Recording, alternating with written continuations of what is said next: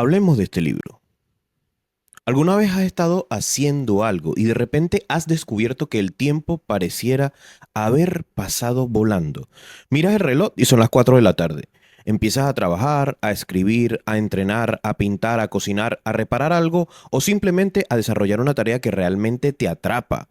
Y cuando vuelves a mirar, son las 6 de la tarde. Han pasado 2 horas, pero tú habrías jurado que apenas fueron 30, 20 minutos. Y lo extraño es que no estabas descansando, estabas haciendo algo que requería esfuerzo. La tarea no era tan sencilla como para aburrirte, pero tampoco tan difícil como para hacerte abandonarla. Te exigía exactamente lo suficiente, tenías que prestar atención, tenías que utilizar tus capacidades. Y poco a poco ocurrió algo. Dejaste de pensar cuánto te faltaba, dejaste de mirar el teléfono, dejaste incluso de preguntarte si estabas cansado. Durante un momento desapareció esa voz que normalmente comenta todo lo que haces. Ya no estabas pensando, lo estaré haciendo bien, cuándo terminaré, qué tengo que hacer después. Simplemente estabas allí, completamente dentro de esa actividad. Y cuanto más avanzabas, más parecía arrastrarte, como si fuera una corriente de un río. La acción siguiente parecía conducir naturalmente hacia la siguiente. Tus movimientos, tus pensamientos y tu atención comenzaron a funcionar como una sola cosa. Probablemente hayas experimentado esto alguna vez. Un músico puede sentirlo tocando, un corredor durante una carrera, un escritor frente a una página, un cirujano durante una operación, un jugador de ajedrez frente al tablero. Incluso dos personas pueden experimentarlo durante una conversación tan profunda que durante una hora parece desaparecer todo lo que existe a su alrededor. La psicología tiene un nombre para este extraño lugar de la mente, flow o estado de flujo. Y un hombre dedicó décadas a intentar comprenderlo. Fue el psicólogo Mihaly Csikszentmihalyi. Pero hay algo mucho más interesante que saber cómo se llama este psicólogo. La verdadera pregunta es, ¿qué está ocurriendo dentro de ti cuando entras en este estado? ¿Por qué desaparece la percepción del tiempo? ¿Por qué se silencian las preocupaciones? ¿Por qué algunas actividades consiguen absorbernos durante horas mientras otras nos resultan insoportables después de 10 minutos? Y sobre todo, ¿podemos aprender a entrar deliberadamente en este estado? Porque si la respuesta es sí, entonces flow deja de ser una curiosidad psicológica y se convierte en una herramienta para comprender algo muchísimo más grande. Cómo funciona nuestra atención y qué hace que una experiencia humana merezca realmente la pena ser vivida. Y para comenzar a entenderlo tenemos que regresar varias décadas atrás, a una Europa destruida por la guerra. Imagina un barracón, hace frío, la comida escasea, hay hombres durmiendo rodeados de alambre de espino y nadie sabe exactamente qué ocurrirá mañana. En un lugar así pensaríamos que resulta imposible experimentar algo parecido a la concentración profunda. Estarías todo el tiempo torturado por tu mente. Porque cuando el futuro es incierto, la mente busca respuestas desesperadas. Recuerda, anticipa, imagina, se pregunta cuándo terminará aquello que está viviendo. Pero en una esquina de ese barracón ocurre algo aparentemente insignificante. Dos hombres están jugando ajedrez. No tienen un tablero convencional. Han improvisado uno sobre trozos de cartón. Algunas piezas han sido talladas como han podido. Uno de aquellos hombres permanece inclinado sobre la partida y a su alrededor sigue existiendo exactamente el mismo mundo. Hay hambre, hay guerra y durante aquellos minutos parece que algo ha cambiado dentro de él. Observa cada pieza, una pieza, calcula una jugada. Si mueve el caballo puede dejar expuesta la torre. Si adelanta aquel peón, quizás pueda abrir una línea de ataque. Su atención comienza a estrecharse. Primero desaparecen los sonidos del barracón, después desaparece la preocupación por un mañana, después desaparece incluso los pensamientos sobre sí mismo. Solo está el tablero de ajedrez, una posición, una decisión, una jugada y después otra, hasta que alguien interrumpe la partida. El hombre levanta la cabeza y mira alrededor y descubre que han pasado mucho más tiempo del que él creía. No había escapado físicamente del lugar, pero durante un intervalo había ocurrido algo extraordinario. El caos exterior había dejado de gobernar su experiencia interior. Y aquí comienza realmente nuestra historia, porque años después aquella clase de experiencia llevaría a Mihaly a investigar una de las preguntas más fascinantes de la psicología humana. ¿Por qué somos capaces de sentirnos profundamente vivos precisamente cuando estamos tan concentrados que dejamos de pensar en nosotros mismos? Durante años estudió artistas, músicos, deportistas, cirujanos, trabajadores, escaladores y jugadores de ajedrez, personas completamente diferentes, realizando actividades completamente diferentes, y una y otra vez aparecía la misma descripción. Es como si todo fluyera, no tenía que pensar, el tiempo desapareció, solo existía lo que estaba haciendo, y de allí nació el nombre, Flow. Pero sus investigaciones terminarían revelando algo todavía más incómodo. Nosotros solemos imaginar la felicidad como la ausencia de esfuerzo. Pensamos en tumbarnos, en no tener obligaciones, en no hacer nada. Y sin embargo, algunos de los momentos que recordamos con mayor intensidad no suceden cuando nuestra mente no tiene nada que hacer. Suceden cuando tienen algo lo suficientemente importante como para necesitar por completo la atención. Porque cuando no hay nada que reclame nuestra atención, la mente encuentra rápidamente otras cosas que hacer. Recuerda que el problema anticipa aquella conversación, se compara, se preocupa, busca el teléfono. Pero cuando aparece una actividad capaz de exigir exactamente lo suficiente de nosotros, toda esa energía dispersa converge en un único lugar. Por unos minutos o unas horas dejamos de vivir divididos entre lo que ocurrió ayer y lo que podría suceder mañana y lo que otros estarán pensando de nosotros. Simplemente estamos aquí, ahora, haciendo una sola cosa. Y quizás allí se encuentra una de las grandes paradojas del flow. Pasamos buena parte de nuestra vida intentando encontrarnos, intentando comprender quiénes somos, intentando sentirnos mejor con nosotros mismos.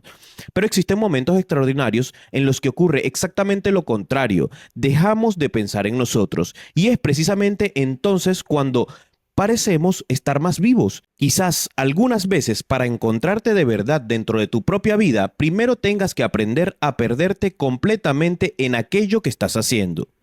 Capítulo 1. El origen del flow. La experiencia de la guerra dejó una pregunta instalada en la mente de Mihaly que sería mucho más importante que cualquier respuesta inmediata.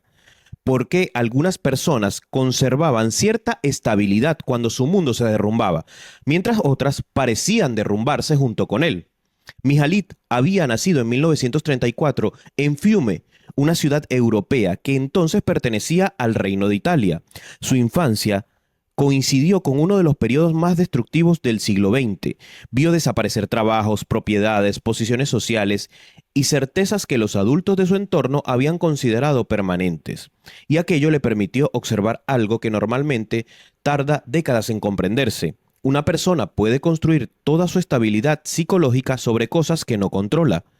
Mientras existe el trabajo, el dinero, el reconocimiento o una estructura social predecible, esa fragilidad permanece oculta. Pero cuando desaparecen, también puede desaparecer la identidad que habíamos construido alrededor de ellas. Después de la guerra, Mihaly continuó buscando una explicación. Si las circunstancias externas no garantizaban una buena vida, ¿qué podía hacerlo? Durante su juventud ocurrió un encuentro decisivo. Estando en Suiza, asistió a una conferencia de Carl Gustav Jung sobre las consecuencias psicológicas de la guerra. Mihaly quedó fascinado por una posibilidad que hasta entonces no había considerado seriamente. Quizás el problema que estaba intentando comprender no pertenecía solamente a la política o a la economía, quizás pertenecía a la mente. Años después emigró a Estados Unidos, estudió psicología en la Universidad de Chicago y comenzó a investigar una pregunta bastante diferente de las que dominaban buena parte de la psicología de su época. En lugar de preguntar únicamente por qué sufrimos, quiso saber qué ocurre cuando un ser humano funciona extraordinariamente bien. Y para descubrirlo, decidió observar a personas profundamente comprometidas con actividades difíciles. Uno de los primeros grupos que llamó su atención fueron los artistas. Mihaly observó algo curioso en algunos pintores. Mientras trabajaban, podían permanecer durante horas frente a un lienzo completamente absorbidos. A veces parecían olvidar el hambre, el cansancio o incluso el paso del tiempo. Pero lo realmente extraño ocurría después. Una vez terminada la obra, algunos perdían rápidamente el interés por ella. Aquello sugería algo importante. La recompensa no estaba solamente en terminar el cuadro. Había algo profundamente satisfactorio en el propio acto de pintarlo. Mihaly amplió entonces sus investigaciones. Estudió músicos, jugadores de ajedrez, escaladores, atletas, cirujanos y personas dedicadas a actividades completamente diferentes. Y comenzó a aparecer un patrón. El escalador no pensaba en los problemas que había dejado abajo mientras buscaba dónde colocar la mano. El músico dejaba de preguntarse cómo estaba siendo juzgado mientras interpretaba una pieza difícil. El cirujano no podía dedicar parte de su atención a una preocupación doméstica mientras realizaba una investigación o una intervención delicada. No porque hubiera aprendido a eliminar sus problemas. Ellos seguían teniendo los mismos problemas, solo que su conciencia estaba completamente ocupada por una tarea que exigía todas sus capacidades. Y aquí aparece una de las ideas más importantes de toda la investigación de Mihaly.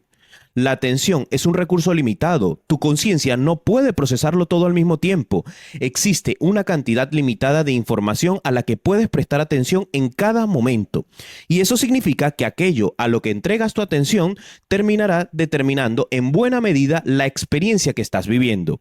Imagina que estás esperando una llamada importante. La llamada todavía no ha ocurrido. Objetivamente no está sucediendo. Pero si durante 3 horas tu atención permanece atrapada imaginando todo lo que podría salir mal, esas 3 horas habrán sido realmente angustiosas. El acontecimiento externo todavía no existe, pero tu experiencia psicológica sí. Por eso, Mihaly habló de entropía psíquica. La expresión parece complicada, pero describe algo cotidiano. Es lo que ocurre cuando diferentes contenidos de tu conciencia empiezan a competir entre sí. Quieres trabajar, pero estás pensando en una discusión. Intentas leer, pero recuerdas una deuda. Estás cenando con tu familia, pero una parte de tu mente continúa respondiendo mentalmente un correo del trabajo. Tu energía psicológica se fragmenta. No está completamente en ningún lugar. Y cuanto más dividida está tu atención, mayor es la sensación de desorden interno. El flow representa prácticamente lo contrario. Cuando existe una tarea suficientemente clara y desafiante, la atención deja de dispersarse y empieza a organizarse alrededor de un objetivo. Durante un tiempo, muchas de las preocupaciones que normalmente ocupaban espacio simplemente dejan de recibir energía. No necesariamente han desaparecido, has dejado de alimentarla con tu atención. Y esta diferencia es fundamental. El flow no consiste en escapar de tus problemas, consiste en comprender que tu conciencia necesita una estructura. Quizás por eso Mihaly encontró una paradoja que chocaba con buena parte de la cultura moderna. Las personas no describían sus mejores momentos únicamente mientras descansaban. Con frecuencia los describían mientras estaban haciendo algo difícil, una actividad que exigía un esfuerzo, que ponía a prueba sus capacidades, que requería concentración. La plenitud no aparecía cuando la conciencia estaba completamente vacía de exigencias, sino cuando encontraba una exigencia suficientemente valiosa como para organizarse alrededor de ella. Y aquí cambia por completo nuestra forma de entender el bienestar, porque si tu experiencia depende parcialmente de aquello a lo que entregas tu atención, entonces una buena vida no consiste solamente en conseguir mejores circunstancias, también consiste en aprender a dirigir tu conciencia dentro de las circunstancias que ya tienes. Eso fue el territorio que Mihaly dedicaría décadas de estudio. Y su siguiente descubrimiento sería todavía más útil. El flow no aparece de cualquier manera. Cuando analizas miles de experiencias óptimas, comienza a repetirse determinadas características, metas claras, retroalimentación inmediata, desafío, habilidad, pérdida momentánea de la autoconciencia, alteración de la percepción del tiempo. Es decir, aquello que parecía una experiencia espontánea escondía una arquitectura, y si podemos comprender esa arquitectura, también podemos empezar a construir las condiciones para que el flow deje de ser un accidente ocasional y aparezca con mucha más frecuencia en nuestra propia vida. Capítulo 2. La ecuación del flow.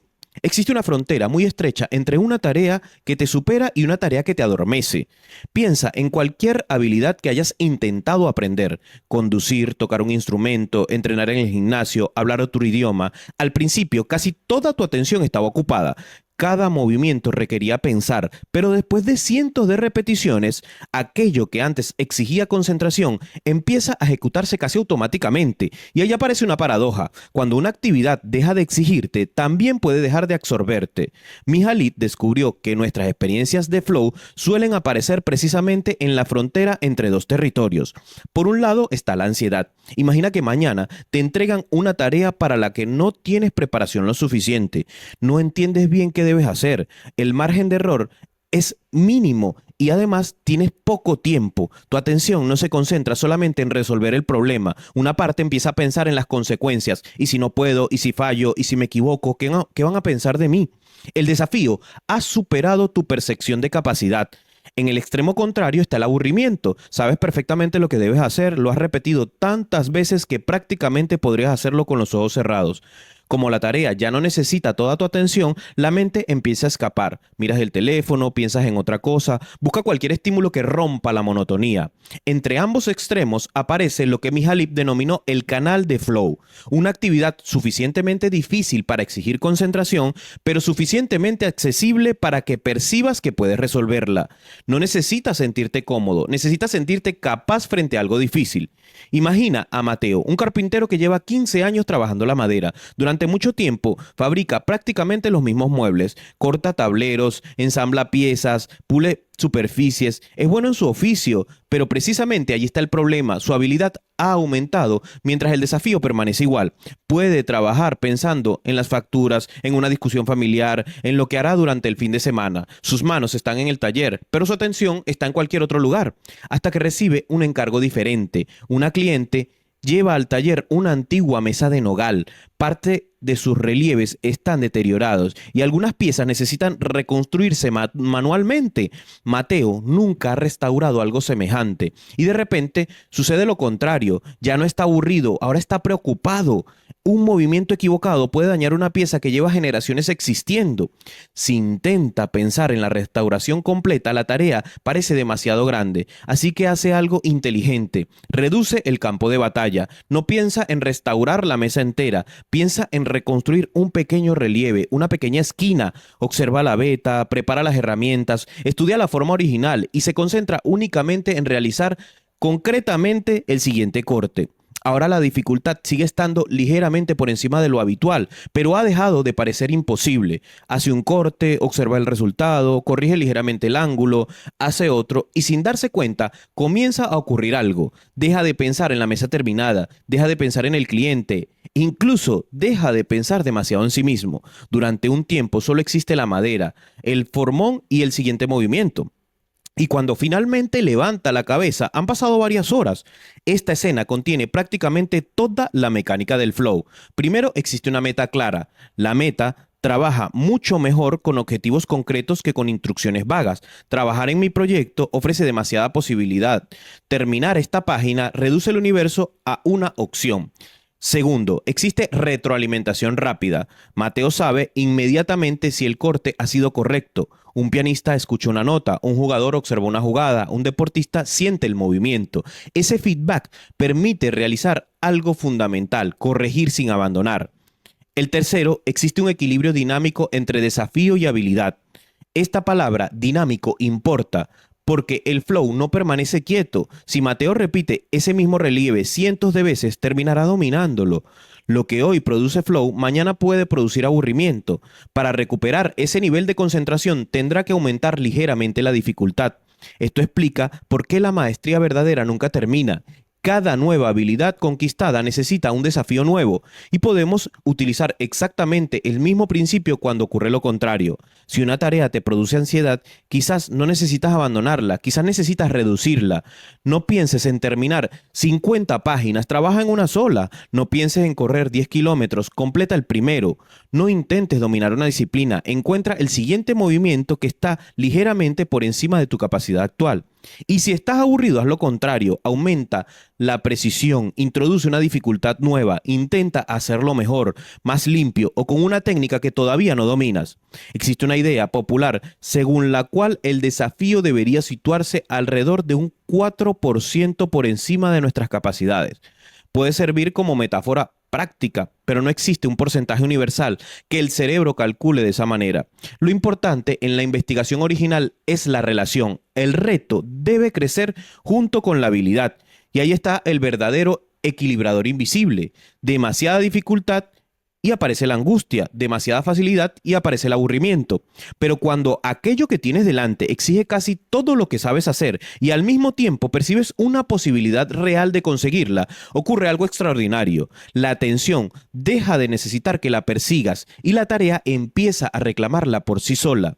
Y cuanto más profunda se vuelve esa concentración, menos espacio queda para observarte desde afuera, preocuparte por el reloj o preguntarte constantemente si lo estás haciendo bien. No has desaparecido, simplemente has dejado de interrumpirte. Ese pequeño territorio entre lo demasiado fácil y lo demasiado difícil es uno de los lugares psicológicos más fértiles que existen, porque allí no solamente rindes mejor, allí estás obligado a crecer. Capítulo 3. Las tres condiciones insuperables. Hay personas que pasan horas intentando concentrarse y otras que, casi sin darse cuenta, desaparecen dentro de una tarea. La diferencia no siempre está en la disciplina, muchas veces está en cómo está diseñada la actividad. Pensamos que el flow aparece cuando estamos especialmente inspirados, cuando tenemos un buen día o cuando sentimos una motivación extraordinaria, pero las investigaciones de Mihaly encontraron algo mucho más útil. Las experiencias de flujo suelen compartir determinadas condiciones, es decir, puedes preparar el terreno para que esto suceda. Piensa en tres piezas que deben encajar al mismo tiempo. Necesitas saber exactamente qué estás intentando hacer. Necesitas recibir información que te permita comprobar si estás avanzando y necesitas enfrentarte a una dificultad suficientemente exigente para mantenerte despierto, pero no tan grande como para paralizarte. Claridad, retroalimentación y desafío. Vamos a entenderla una por una. La primera condición, saber exactamente qué estás haciendo. Imagina que te sientas delante del ordenador y te dices, esta tarde voy a avanzar con mi proyecto. Parece una intención razonable, sólida, pero ¿qué significa avanzar? Investigar, escribir, corregir, organizar archivos, enviar correo. Tu cerebro todavía tiene que decidir qué hacer y cada decisión abre posibilidades nuevas. Antes incluso de empezar, ya estás negociando contigo mismo. Ahora cambia la instrucción. Durante los próximos 40 minutos voy a redactar la primera sección del informe y voy a terminar cuando tenga aproximadamente 500 palabras. Algo cambia inmediatamente. La tarea tiene una frontera, sabes medirla, sabes dónde empieza y sabes qué significa terminarla. Esto explica por qué actividades como el ajedrez, algunos deportes o determinados videojuegos facilitan tanto la concentración. En cada instante existe un problema concreto delante de ti. La pelota viene hacia ti, la pieza está amenazada, hay un obstáculo que superar. No tienes que preguntarte constantemente qué deberías estar haciendo. En muchas actividades cotidianas, en cambio, esa claridad debemos construirla nosotros. Un estudiante puede pasar 3 horas estudiando y terminar con la sensación de no haber hecho prácticamente nada. Pero si decide comprender 10 páginas y después intentar explicar sus ideas principales sin consultar el texto, su atención recibe una dirección, una orden. La claridad reduce una de las mayores fugas de energía mental, tener que decidir constantemente cuál es el siguiente paso. Pero saber hacia dónde vas todavía no basta. Necesitas saber si realmente te estás acercando. La segunda condición es recibir una respuesta del mundo. Imagina jugar al baloncesto en completa oscuridad. Lanzas, escuchas caer la pelota, pero no sabes si entró. Vuelves a lanzar, otra vez nada. Después de 20 intentos, ni siquiera sabrías qué debes corregir. Eso es trabajar sin retroalimentación. Nuestro cerebro necesita algún tipo de respuesta que conecte la acción con su consecuencia. Por eso, un guitarrista puede permanecer completamente concentrado practicando durante horas. Toca una nota y la escucha inmediatamente. Si está mal, modifica la posición de los dedos. Vuelve a intentarlo y la escucha otra vez. Acción, resultado y corrección. Nueva acción, nueva corrección. Y ese ciclo puede ocurrir cientos de veces. Un carpintero observa un corte. Un jugador de ajedrez contempla la respuesta del adversario. Un programador ejecuta el código y comprueba si funciona. Un deportista siente inmediatamente si su movimiento ha sido como esperaba. Pero ¿qué ocurre cuando trabajas en algo cuyos resultados tardarán meses en aparecer? Tienes que acercar artificialmente la retroalimentación. Si estás escribiendo un libro, quizás todavía falten meses para que alguien lo lea, pero puedes comprobar si has terminado la escena que te propusiste. Si estás aprendiendo un idioma, no necesitas esperar un año para descubrir si mejoras. Puedes intentar mantener una conversación de 5 minutos sin recurrir a tu lengua materna. Si estás entrenando, el espejo no tiene por qué ser tu única medida. Puedes observar la técnica, las repeticiones o la capacidad que tienes para realizar determinado movimiento o simplemente el peso que estás moviendo. La clave consiste en acortar la distancia psicológica entre lo que haces y la información que recibes sobre lo que acabas de hacer.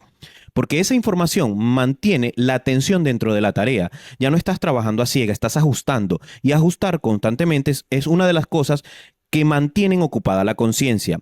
La tercera condición es encontrar la dificultad correcta. Y aquí llegamos al elemento más delicado. Supongamos que quieres aprender piano. Si durante 6 meses únicamente practicas una melodía infantil que ya dominas perfectamente, llegará un momento en que podrás tocarla mientras piensas en cualquier otra cosa. La habilidad ha superado demasiado el desafío, pero si mañana intentas interpretar una de las piezas más complejas jamás escritas, probablemente sucederá lo contrario. Cometerás tantos errores que tu atención dejará de estar en la música y comenzará a estar en tu propia frustración.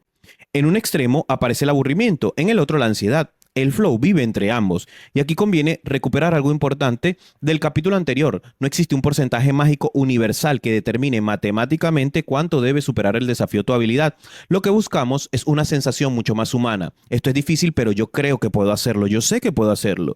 Esa frase describe bastante bien la puerta de entrada. Y esa puerta se mueve continuamente. Imagina que una persona aprendió a escalar. Al principio, una pared sencilla puede exigir toda su concentración. Tiene que pensar dónde colocar cada pie, cómo distribuir el peso y cuándo descansar. Después de un año, esa misma pared puede resultarle realmente aburrida. No ha cambiado la pared, ha cambiado la persona. Por eso el flow exige calibración permanente. Cuando aumenta tu habilidad, también debe aumentar el desafío. Conviértete en el termostato de tu atención. Esta idea tiene una aplicación extraordinariamente práctica. La próxima vez que estés trabajando y notes ansiedad, no concluyas inmediatamente que careces de capacidad. Pregúntate, ¿el desafío es demasiado grande en la forma en que lo estoy mirando? Quizás terminar la contabilidad de todo el año te paraliza, pero clasificar las facturas de enero ya parece posible. No has abandonado el objetivo, has reducido la unidad de dificultad hasta recuperar la sensación de control. Y cuando ocurra lo contrario, cuando aparezca el aburrimiento, tampoco necesitas abandonar necesariamente la actividad. Puedes elevar el desafío. Si corres siempre la misma distancia, intenta mejorar la técnica. Si realizas una tarea profesional que ya dominas, intenta hacerla con mayor precisión. Si conoces bien un tema, intenta explicárselo de manera sencilla a alguien que no sabe absolutamente nada de él. El aburrimiento puede ser simplemente una señal de que tu habilidad ha crecido y que tu desafío todavía no se ha enterado. Podemos convertir todo esto en una rutina muy sencilla. Antes de comenzar una actividad importante, responde 3 preguntas. Primero, ¿qué tiene que existir cuando termine esta sesión que ahora mismo todavía no existe? No trabajar, no avanzar, algo observable, una página escrita, 20 ejercicios resueltos, una pieza practicada, una habitación después ordenada. Y después, ¿cómo sabré mientras trabajo que lo estoy haciendo bien? Necesitas alguna respuesta, errores corregidos, palabras escritas, movimientos completados, problemas resueltos, sonidos afinados. Finalmente, la dificultad que tengo delante exige realmente mi atención. Si te aplasta, redúcela. Si te adormece, elévala. Y entonces empieza. Porque el flow no se ordena. No puedes sentarte frente a una mesa y decirle a tu mente, ahora vamos a entrar en estado de flow. Lo que sí puedes hacer es construir las condiciones que vuelvan mucho más probable que aparezca este estado. Puedes eliminar la ambigüedad, puedes acercar la retroalimentación, puedes ajustar la dificultad. Y cuando estas 3 condiciones empiezan a trabajar juntas, ocurre algo progresivo. Primero dejas de mirar el teléfono, después dejas de mirar el reloj y finalmente durante algunos minutos incluso dejas de observarte a ti mismo trabajando. Solo queda lo que estás haciendo. Y precisamente allí comienza una de las características más extrañas del flow. La desaparición temporal de la voz que normalmente comenta nuestra propia vida mientras la estamos viviendo. Capítulo 4. La neurociencia del flow. Hay algo extraño en el estado de flow. Desde fuera, parece que el cerebro debería estar trabajando al máximo. Un pianista improvisa sin detenerse. Un jugador anticipa movimientos en fracciones de segundos. Un cirujano mantiene una precisión extraordinaria durante una intervención compleja. Todo parece indicar que el cerebro debería estar haciendo más cosas que nunca. Pero una de las hipótesis más interesantes de la neurociencia del flow plantea lo contrario. El rendimiento extraordinario puede aparecer cuando el cerebro deja de gastar recursos en procesos que durante unos minutos resultan innecesarios. No significa que el cerebro se apague, significa que cambió la manera en que distribuye el trabajo. Una parte importante de lo que normalmente hacemos mientras realizamos una tarea consiste en observarnos a nosotros mismos. En pensar si lo estamos haciendo bien, en qué pensarán los demás, en cuánto tiempo llevo, en que no puedes equivocarte. Ese segundo nivel de vigilancia consume demasiada atención. El neurocientífico Arne Dries propuso para explicar parte de este fenómeno la hipótesis de hipofrontalidad transitoria. Durante determinados estados de absorción profunda puede reducirse temporalmente parte de la actividad frontal relacionada con el control consciente, el análisis excesivo y la monitorización de uno mismo. La evidencia disponible apoya parcialmente esta idea, aunque la neurociencia actual considera que el flow probablemente depende de una reorganización entre varias redes cerebrales y no simplemente entre apagar la corteza prefrontal. Traducido a la experiencia cotidiana, esto ayuda a comprender una sensación que ya conocemos. Cuando eres principiante conduciendo, piensas en todo, en el embrague, el retrovisor, la marcha, la distancia, tus manos, el coche que viene detrás, el coche que tienes delante. Años después, muchas de esas operaciones se realizan sin necesidad de supervisarlas conscientemente. El experto no necesariamente procesa más, muchas veces procesa mejor. Y durante el flow, esa eficiencia puede intensificarse. La acción y la supervisión dejan de competir constantemente por la atención. Por eso, puedes experimentar la sensación de que todo sale solo. No porque hayas perdido el control, sino porque has dejado de interferir conscientemente en movimientos que tu cerebro ya sabe ejecutar. Esto también nos permite comprender la desaparición parcial del ego. Durante una tarea profundamente absorbente disminuye la autoconciencia reflexiva. Deja de pensar tanto en cómo estás quedando, en quién eres o en cómo te observan los demás. Esa reducción del procesamiento autorreferencial se ha relacionado con la pérdida momentánea de la autoconciencia característica del flow. Y cuando disminuyes esa vigilancia, también puede cambiar nuestra percepción del tiempo. Piensa en la última vez que realizaste algo profundamente absorbente. No decidiste conscientemente dejar de mirar el reloj, simplemente dejaste de necesitarlo. Toda la información relevante estaba dentro de la actividad. La sensación temporal se volvió secundaria. Por eso, algunas horas parecen desaparecer, pero la neurociencia del flow va más allá de hablar de regiones cerebrales. También implica la forma en que el cerebro regula la atención, la motivación y la recompensa. Aquí conviene ser prudente. En divulgaciones se repite a menudo que durante el flow aparece un cóctel químico perfecto. Dopamina, noradrenalina, endorfinas, anandamida y serotonina. Es una imagen atractiva, pero la evidencia científica todavía no permite afirmar que existe una secuencia universal y perfectamente establecida de 5 sustancias que aparecen siempre en el estado de flow. Lo que sí sabemos es que sistemas neuroquímicos relacionados con la atención, la recompensa, la activación y el aprendizaje participan en los estados de alto rendimiento. La dopamina y la noradrenalina, por ejemplo, son especialmente relevantes para mantener el interés, priorizar estímulos y sostener la respuesta ante una tarea exigente. La investigación actual intenta precisamente comprender cómo estos sistemas interactúan durante el flow. En términos sencillos, cuando una tarea presenta el desafío adecuado, el cerebro recibe continuamente pequeñas señales de importancia. Esto importa, aquello también, corrige aquí, sigue, pruébalo otra vez. La atención deja de repartirse entre 20 estímulos y empieza a alimentar un circuito mucho más estrecho. Eso explica parte de la intensidad. Pero también existe un tercer elemento fascinante, el ritmo eléctrico del cerebro. El cerebro produce patrones oscilatorios que podemos registrar mediante electroencefalografía. Algunos estudios de flow han encontrado una combinación particular de actividad alfa y tita asociadas con experiencias de alta absorción.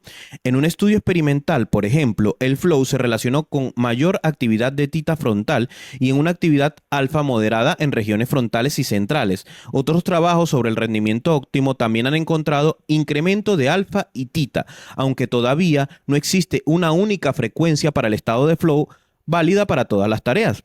Esto es importante porque evita una simplificación muy popular. El flow no consiste en bajar mágicamente el cerebro desde beta hasta una frecuencia exacta de 8 hercios. No existe un interruptor neuronal de este tipo. Lo que parece ocurrir es algo más interesante. Determinadas redes empiezan a coordinarse de una manera especialmente eficiente para la tarea que estás realizando. Algunas reducen su participación, otras aumentan, la comunicación cambia y el resultado subjetivo es esa mezcla tan peculiar de esfuerzo y facilidad, porque estás trabajando intensamente pero no sientes que estás peleando contra ti mismo. Y aquí aparece otro de los grandes valores del flow. El aprendizaje. Cuando estás completamente concentrado, recibes feedback rápido, corriges errores y repites una habilidad en condiciones de máxima tensión. Esa combinación es extraordinariamente favorable para aprender.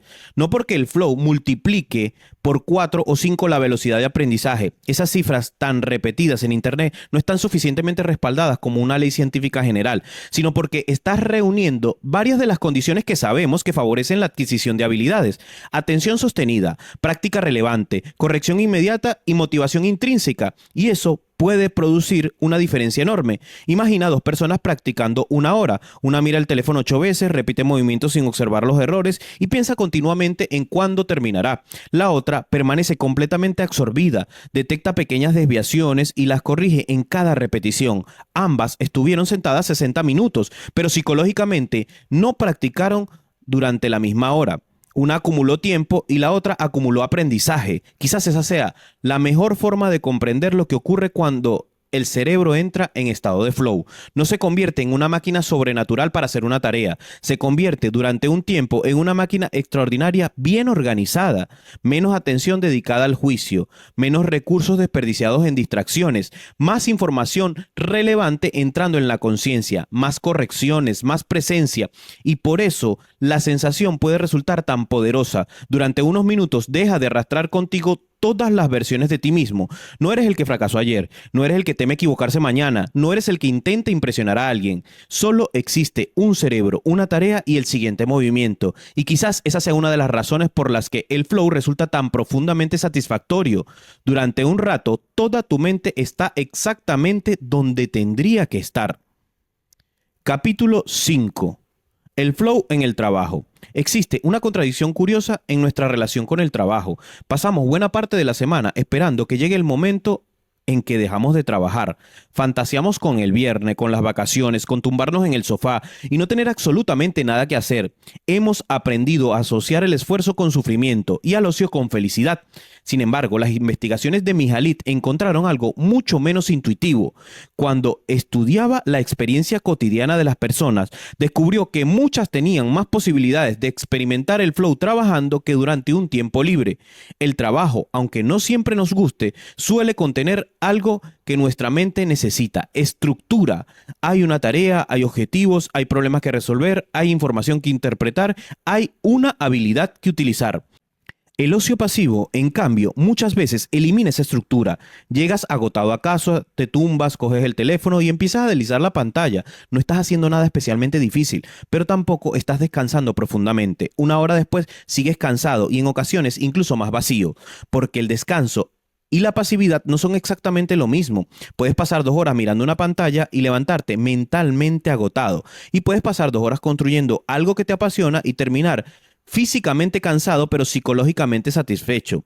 Esta es una de las grandes paradojas del flow. A veces aquello que exige energía también puede producir energía psicológica. El problema, por tanto, no siempre es trabajar. El problema puede ser cómo estás trabajando. Imagina 2 personas realizando exactamente la misma tarea. Ambas trabajan introduciendo y revisando datos en una oficina. La primera llega, abre el ordenador y empieza a contar mentalmente las horas que faltan para marcharse. Cada pocos minutos consulta el teléfono, interrumpe una tarea para responder un mensaje, vuelve al documento, abre un correo, regresa a la hoja de cálculo y vuelve a mirar el reloj. Está físicamente presente, pero psicológicamente está totalmente ausente. La segunda persona tiene exactamente el mismo puesto y exactamente los mismos documentos, pero decide convertir la rutina en un desafío. Empieza a preguntarse si puede encontrar una manera más rápida de organizar la información. Intenta terminar determinado bloque sin cometer un solo error. Busca patrones, automatiza pequeños procesos, compara su rendimiento con el del día anterior. El trabajo exterior apenas ha cambiado. Lo que ha cambiado es la arquitectura de su atención. Y aquí aparece una idea importante: el rediseño consciente del trabajo, conocido como job crafting. No siempre puedes elegir tu profesión, no siempre puedes cambiar de empresa y desde luego no todas las tareas pueden convertirse mágicamente en tareas apasionantes, pero muchas veces sí podemos modificar la relación que mantenemos con aquello que hacemos. Puedes cambiar el desafío, puedes cambiar el significado, puedes cambiar la manera de medir tu progreso. Un camarero puede limitarse a transportar platos durante 8 horas o intentar dominar la capacidad de recordar pedidos, anticiparse a las necesidades de una mesa y moverse por una sala llena sin desperdiciar un solo movimiento. Un vendedor puede repetir mecánicamente el mismo discurso o empezar a estudiar las preguntas, los silencios y las objeciones de cada cliente como información que le permite comprender mejor a las personas. Un profesor puede repetir durante 20 años exactamente la misma clase o intentar explicar cada año el mismo concepto de una manera más sencilla, más visual y más difícil de olvidar.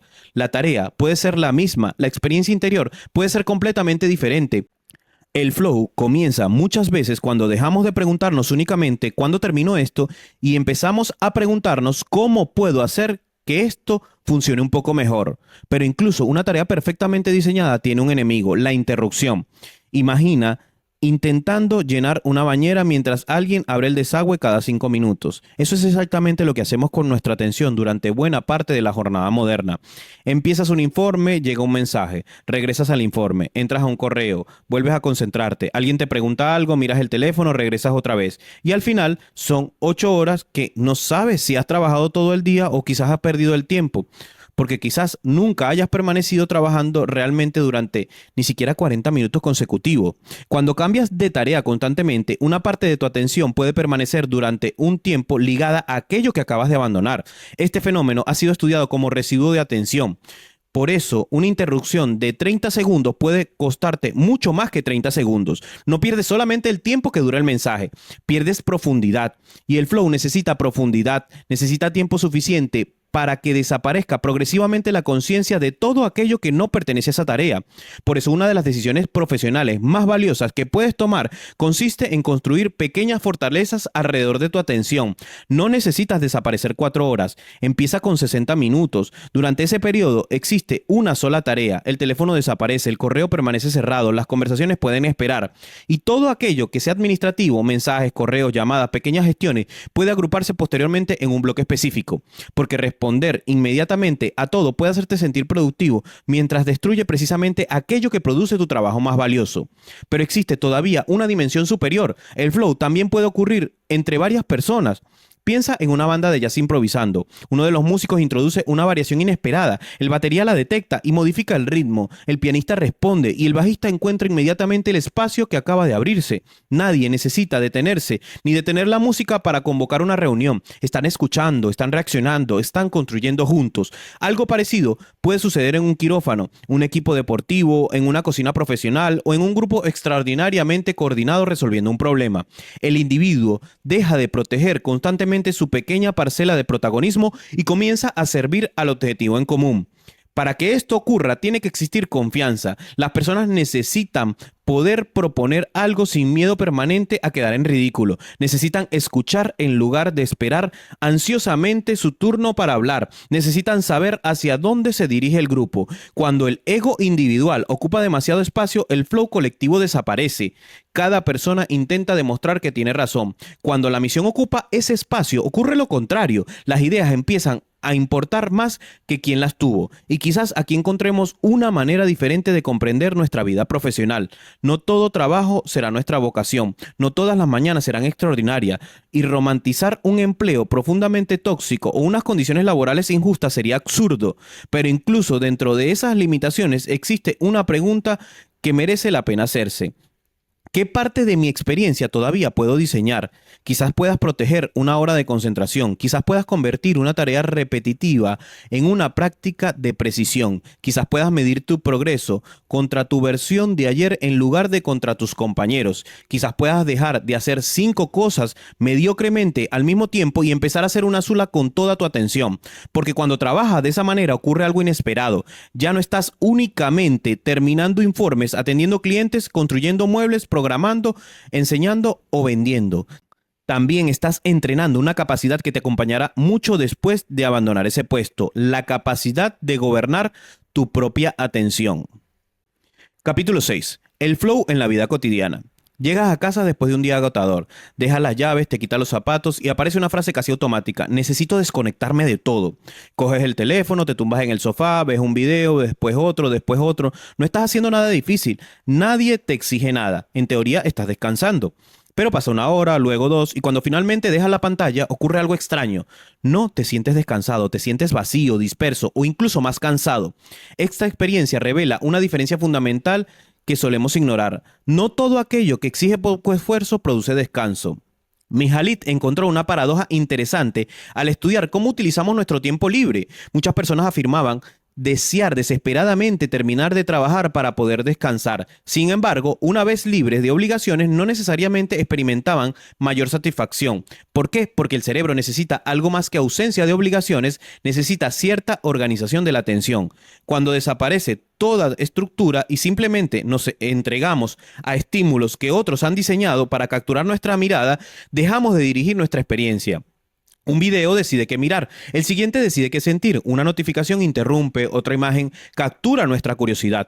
Parece descanso porque no estamos produciendo nada, pero nuestra atención sigue trabajando, solo que ahora trabaja para aquello que consigue capturarla. Por eso existe una diferencia enorme entre ocio pasivo y ocio activo. El ocio pasivo consume tu atención, el ocio activo la organiza. Tocar un instrumento, cocinar algo difícil, cuidar un jardín, jugar al ajedrez, pintar, construir, bailar. Participar en un deporte o aprender una habilidad puede exigir más esfuerzo que mirar una pantalla y paradójicamente dejarnos psicológicamente más satisfechos y hasta más descansados, porque descansar no siempre significa apagar la mente, a veces significa cambiar el lugar donde la mente está trabajando. Y aquí aparece una de las aplicaciones más hermosas del flow, descubrir que no necesitas realizar actividades extraordinarias para experimentar una vida extraordinariamente presente. Puedes encontrar pequeños estados de flujo en algo tan trivial como cocinar. Imagina que estás cortando una cebolla. Normalmente lo haces pensando en otra cosa. Tu cuerpo cocina mientras tu mente continúa trabajando, discutiendo con alguien que ni siquiera está presente o anticipando lo que tendrás que hacer mañana.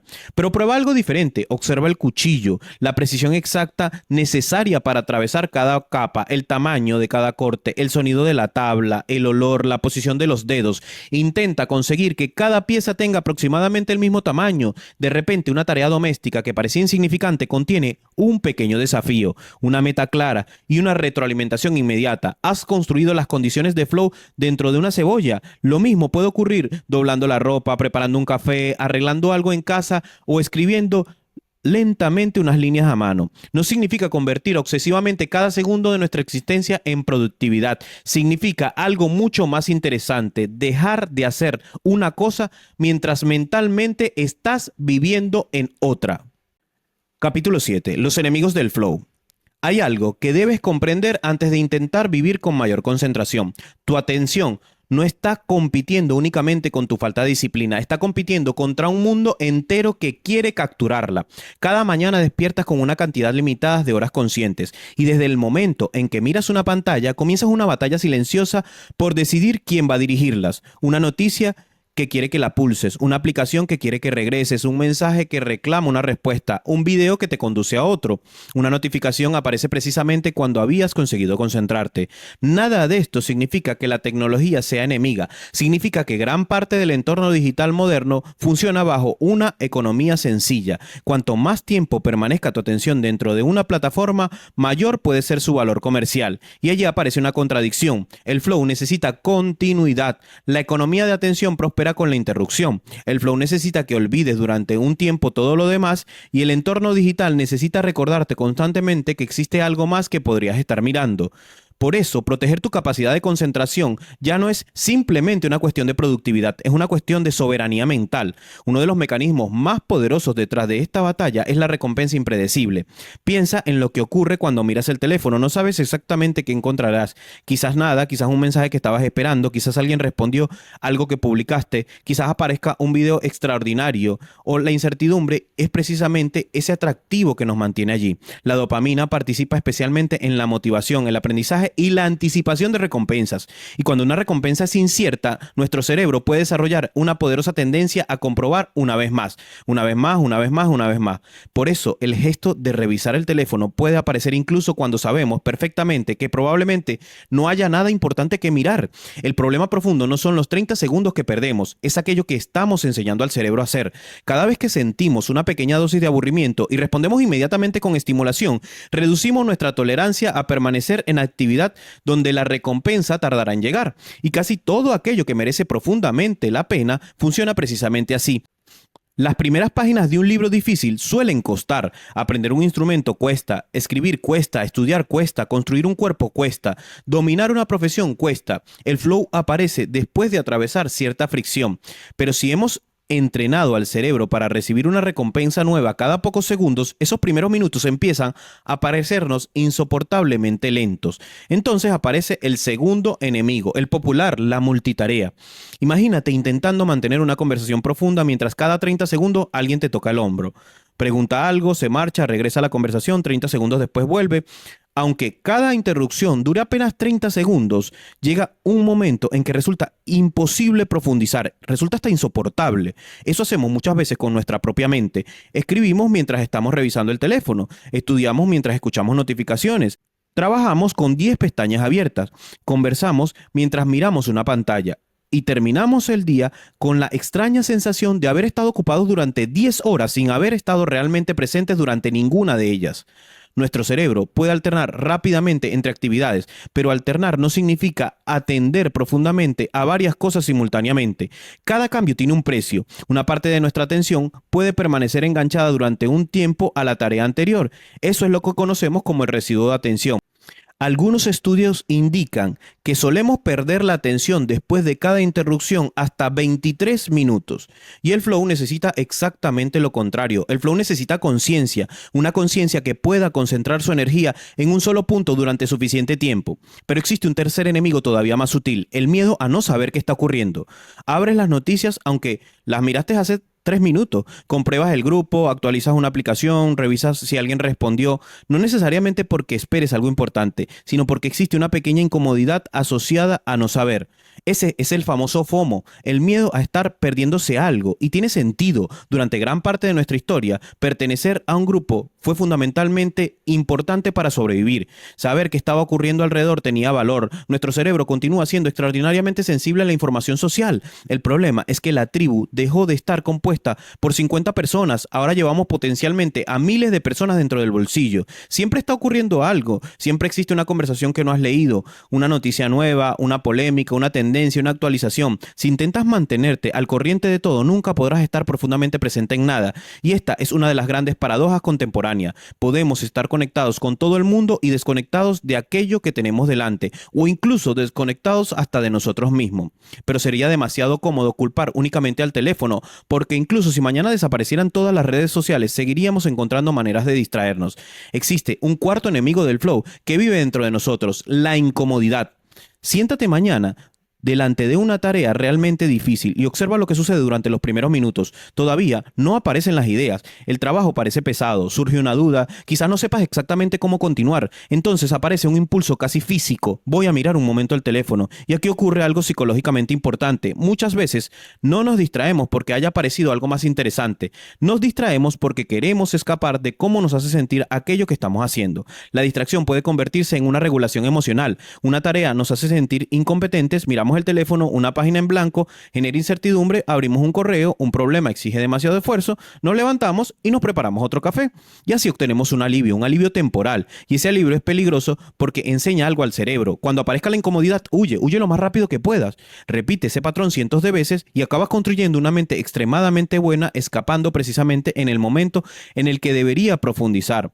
Por eso, aprender flow exige desarrollar una habilidad que rara vez aparece en los manuales de productividad: tolerar unos minutos de incomodidad sin reaccionar inmediatamente. No necesitas sentirte concentrado para permanecer sentado. No necesitas sentir inspiración para continuar. A veces tienes que atravesar ese pequeño territorio incómodo donde todavía no está dentro de la tarea, pero tampoco vas a permitirte escapar de ella. Al final, proteger tu atención significa proteger algo mucho más grande que tu productividad. Y piensa en ello: tu vida solo puede ser experimentada a través de aquello a lo que le prestas atención. Puedes vivir 80 años, pero si una parte enorme de esos 80 años, de esas horas, transcurre reaccionando automáticamente a estímulos que otros eligieron por ti, quizás hayas sido propietario de tu tiempo sin haber sido realmente propietario de tu conciencia. Por eso, aprender a decir durante la próxima hora esto es lo único que existe es un acto profundamente poderoso. No estás simplemente cerrando una aplicación, estás decidiendo quién gobierna tu mente, porque al final quien decide dónde va tu atención decide en buena medida dónde transcurre tu vida entera. Capítulo 8. El estilo de vida del flow. Hasta este punto hemos hablado del flow como si fuera un lugar al que entramos y al que después salimos. Una hora escribiendo, una sesión de entrenamiento, una conversación profunda, un bloque de trabajo donde desaparece el reloj. Pero Mihaly llegó a una pregunta mucho más interesante. ¿Qué ocurre cuando una persona aprende a organizar su atención de esa manera? No solamente durante actividades excepcionales, sino a lo largo de una buena parte de su vida. Y aquí aparece uno de los conceptos centrales de su obra, la personalidad autotélica. La palabra procede de los términos griegos que podemos entender aproximadamente como uno mismo y finalidad. Una actividad autotélica es aquello cuya recompensa principal está dentro de la propia experiencia. Piensa en alguien que toca el piano aunque nadie vaya a escucharlo, en quien lee porque necesita comprender, en una persona que intenta hacer bien su oficio aunque ese día nadie vaya a felicitarla. No significa que el dinero, el reconocimiento o los resultados dejen de importar. Vivimos en un mundo real. La diferencia está en que no son la única gasolina disponible. Y eso proporciona una independencia psicológica enorme. Porque si solamente puedes disfrutar aquello que recibes, una recompensa externa, tu motivación siempre dependerá de un tercero. Necesitarás un aplauso, una cifra, un ascenso, una aprobación, un resultado. Pero cuando empiezas a obtener parte de la recompensa del propio acto de mejorar, aprender o resolver, algo cambia. El camino deja de ser simplemente el precio que pagas por llegar, parte del camino empieza a convertirse en el premio. La persona sabe construir interés. Conviene aclarar algo importante. Una personalidad autotélica no es una persona permanentemente feliz, concentrada y apasionada en absolutamente todo. Eso sería una caricatura. También se aburre, también procrastina, también atraviesa días malos. La diferencia está en que ha desarrollado cierta capacidad para estructurar una experiencia que inicialmente no venía estructurada. Supongamos que tienes delante una tarea tediosa. En lugar de asumir inmediatamente que el aburrimiento pertenece necesariamente a la tarea, puede introducir una meta, puede buscar una precisión, puede añadir una dificultad, puede observar qué va a aprender, puede encontrar una manera de mejorar el proceso. Eso es exactamente lo que hemos hecho durante todo este audiolibro. La persona autotélica tiende a hacer 4 cosas especialmente bien. Primero, define sus propias metas. No vive exclusivamente respondiendo a aquello que el entorno considera importante. Sabe que cada sí consume atención y como la atención es limitada, elegir una meta significa también renunciar a otras. Segundo, aprende a perder parte de su autoconciencia dentro de la acción. Existe una diferencia enorme entre querer realizar bien una tarea y querer que todos sepan que estás realizando bien esa tarea. El primer caso, la energía va hacia el trabajo y en el segundo caso, una parte considerable de esa energía va hacia la construcción de una imagen. ¿Cómo estoy quedando? ¿Se estarán dando cuenta de lo que estoy haciendo? ¿Será suficientemente impresionante? La personalidad autotélica intenta devolver esa energía hacia aquello que tiene delante. Tercero, utiliza la realidad como una retroalimentación. Si algo sale mal, no significa automáticamente soy malo, significa esto no funcionó como esperaba, que me está diciendo este resultado. Y eso cambia enormemente, porque el error deja de ser solamente una amenaza contra la autoestima y empieza a convertirse en información. Y finalmente existe cierta tolerancia al desafío. La persona que necesita sentirse competente en todo momento evita precisamente las experiencias que podrían aumentar su competencia. Aprender implica atravesar una fase en la que no sabemos, donde fallamos, donde hacemos algunas preguntas básicas, donde alguien tiene que corregirnos. La persona autotélica puede soportar un poco mejor esa incomodidad porque ha aprendido que sentirse torpe durante un tiempo forma parte del precio de dejar de serlo. ¿Y qué ocurre cuando la vida deja de cooperar?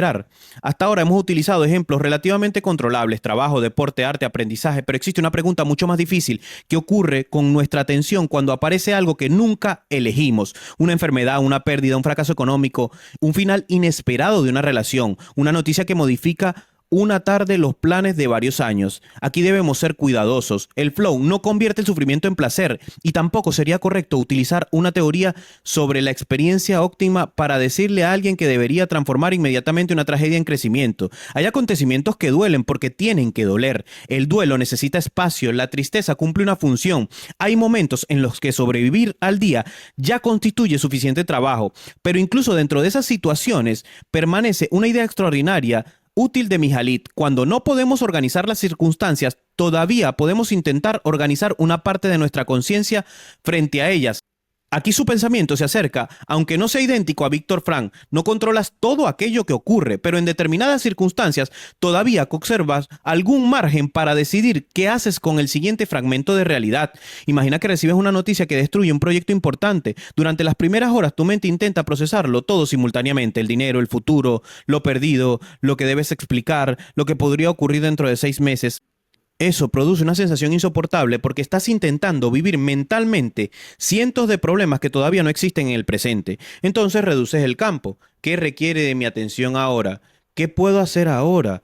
Quizás hacer una llamada, quizás recopilar unos documentos, quizás hablar con una persona, quizás simplemente comer, ducharte y dormir, descansar.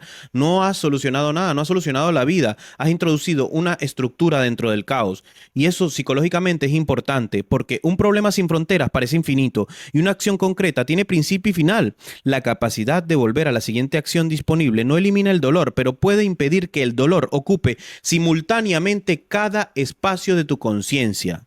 Al final, una vida en flow no consiste en estar permanentemente eufórico ni en transformar cada obligación en una experiencia extraordinaria. Consiste en desarrollar algo mucho más sobrio y poderoso: la capacidad de organizar tu atención de tal manera que una parte cada vez mayor de tu vida deje de pasarte por delante mientras tu mente está en otro sitio. No necesitas desaparecer del mundo para encontrarte. A veces ocurre exactamente lo contrario. Te encuentras cuando desapareces durante un rato dentro de aquello que merece toda tu atención. Gracias.